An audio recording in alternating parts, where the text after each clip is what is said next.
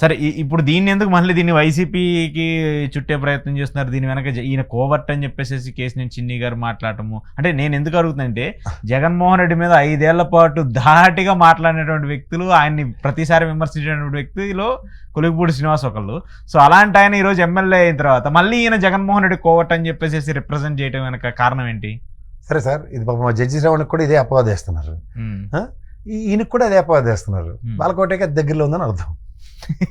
అంటే మీరు చెప్పే బాలకోట గారు మళ్ళీ అలా అంతే కదా, రాజకీయ పునరావాస కార్యక్రమం కల్పించిన తర్వాత వాళ్ళకి నచ్చితే నెత్తిమే పెట్టుకుంటారు పదవులు ఇచ్చి, నచ్చపోతే ఏదో ఒక పార్టీకి అంటగట్టేసి ఉన్నది ఉన్నట్టు మాట్లాడే శ్రవణ అన్నా కూడా నచ్చదు.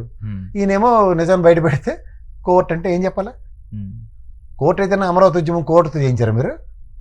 అంతే కదా, అంత రెస్పాన్సిబిలిటీ బాగా తెలిసిన వ్యక్తి మా దేవినేనమ్మ గారికి బాలకోటయ్య, ఆయనతో కూడా కోర్టు ఆపరేషన్ అని చేయించారా? చెప్తాం మనం వాడతాం. వాళ్ళ మట్టుకాలు పాపం ఉద్యమం చేసామని వాళ్ళే చెప్తున్నారు. మీరు నేను కూడా చూసాం, రోజు అమరావతి గురించి ఛానల్లో కూర్చొని తలపాకి కట్టుకుని మరీ మాట్లాడేవాడు ఈయన. మీరు కోర్టు ఎలా అయిపోతాడు అంటే సడన్ గా ఈ రోజు ఎందుకు అయ్యాడని? అదే ఎందుకు అయ్యాడు, స్క్రిప్ట్ ఎవరిది? మీకు ఒకటి గమనించారా ఈ తపేల ఛానల్లో? మీరు ఛానల్ అంటే బాధపడతారు కానీ కరెక్ట్గా కోటమిరెడ్డి రాజీనామా చేయగానే లటక్కని తీసుకొచ్చి కూర్చోబెట్టి ఇంటర్వ్యూ, ఆనంద రామరెడ్డి గారు రాజీనామా చేయగానే లటక్కని తీసుకొచ్చి ఇంటర్వ్యూ, ఇక్కడ కూడా విషయం క్లియర్ అయిపోగానే టక్కన ఇంటర్వ్యూ.